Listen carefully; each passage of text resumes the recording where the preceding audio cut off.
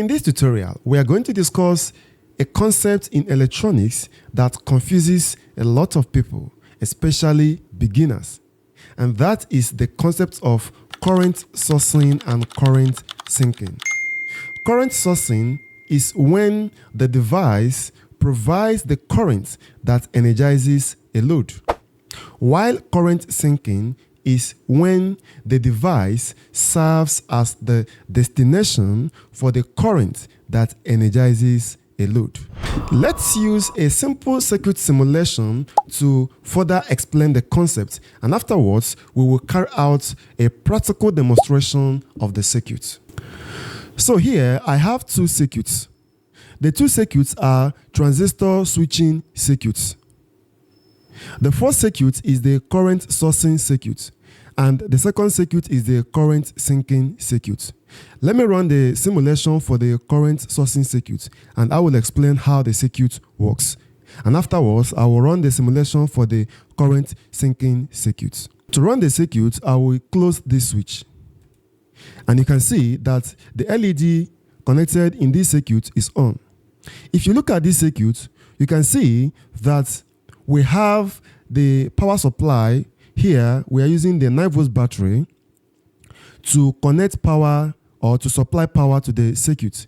And this 9 volts battery is connected to the base of this transistor through this current limiting resistor.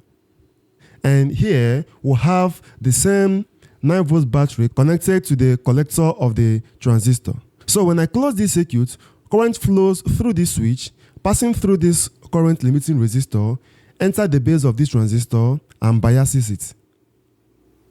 When this transistor is biased, it will cause collector current to flow, enter the emitter, and that current that enters the emitter through the collector will pass through this current limiting resistor, enter this LED, and return to ground. And when that happens, this LED will come on. Now you can see here that this switching component or the switching device, which is this transistor, supplies current or provides the current that energizes this LED. In this circuit, this LED is the load. So this transistor, which is the switching device, is supplying the current that energizes this load. Because this device is supplying the current, we say that this transistor here is sourcing current in the circuit. So it is sourcing current to this LED, which is the load in the circuit. Now, let me turn off this circuit and turn on this one. So, as I turn on the switch, this LED comes on. Here you can see that the LED here is connected not to the emitter of this transistor, but to the collector. And here what happens is that when we close this switch, current will flow from this power supply, which is the battery, enter the base of this transistor through this base resistor, which is also a current limiting resistor. And part of that current from the battery will also flow and enter this part or this branch of the circuit, which is where we have the load. Remember that the load in this circuit is this LED. And this LED has a current limiting resistor connected to it. Now, when the current from this battery flows and enters this current limiting resistor, it will flow down to this load and then flow into the collector of this transistor.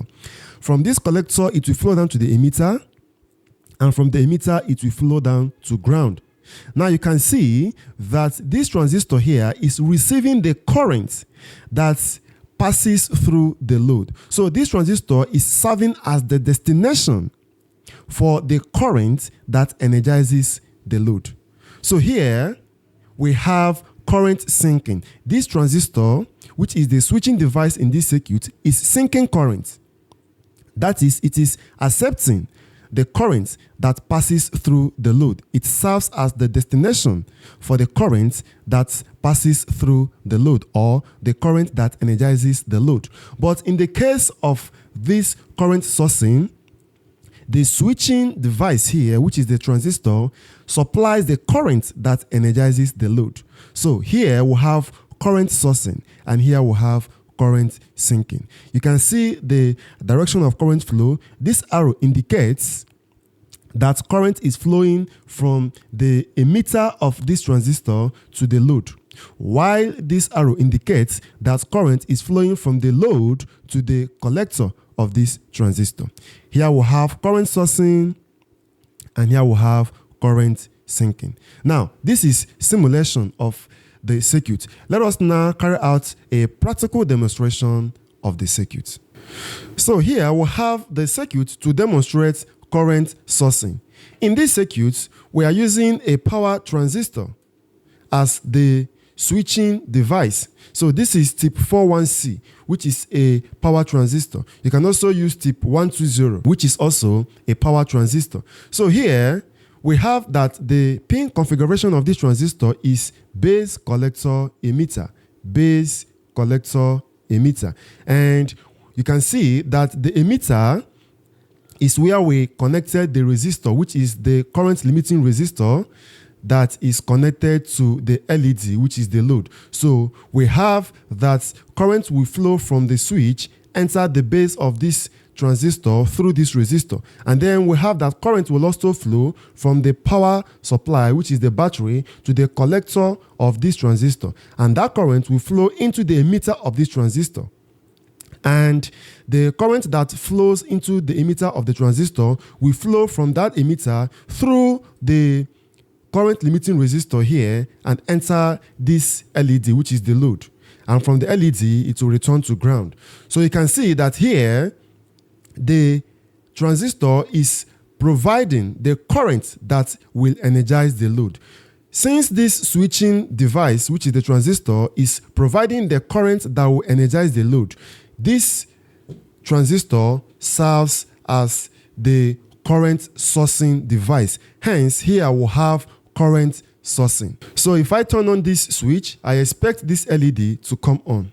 And you can see the LED is on because this transistor is supplying current to the LED. In this case, the transistor is sourcing current to the LED. This is current sourcing demonstration. Now let us look at the current sinking circuit. So here we have the current sinking circuit.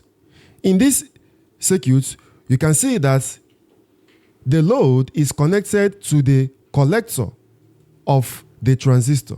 This is the current limiting resistor, and this is the LED, just as we have it in the circuit diagram. And this LED is connected to the collector of the transistor. And the emitter of the transistor is connected to ground. So in this case, the current that is energizing this LED, or the current that will energize this LED, will return to this transistor, and then from there it will return to ground. Because the current that energizes this load, which is the LED, returns to the transistor, it means that this transistor serves as the destination of that current. Hence, this transistor sinks the current that energizes the load. And when we have this situation, we call it current sinking. While in the first case, when we had the transistor supplying current, we call it current sourcing. So when I turn on this switch, the LED comes on. In the two cases, the LED comes on. However, the configuration of the circuit is not the same. So in this case, in the first case, which is what I have here, we have current sourcing, while in the second case, we have current sinking. So I believe this simple tutorial has been able to explain current sourcing and current sinking from theory to simulation to practical demonstration.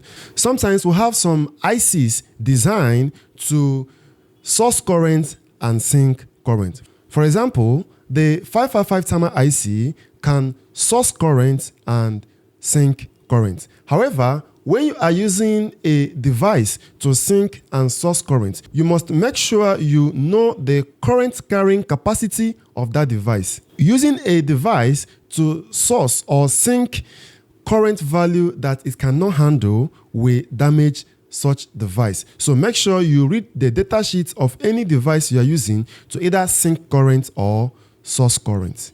So that will be it for this tutorial. And if you like this tutorial, give it a thumbs up. If you want to learn practical electronic circuit design, if you want to learn how to design electronic circuits from scratch, I've created a course on that. The link to the course is in the description of this video. You can also find the link to the course in the comment section of this video. Please note that the course is for the absolute beginner. The course explains every basic thing you need to know to start designing electronic circuits from scratch. So that will be it for this tutorial. See you in the next tutorial. Until then, keep learning. Bye.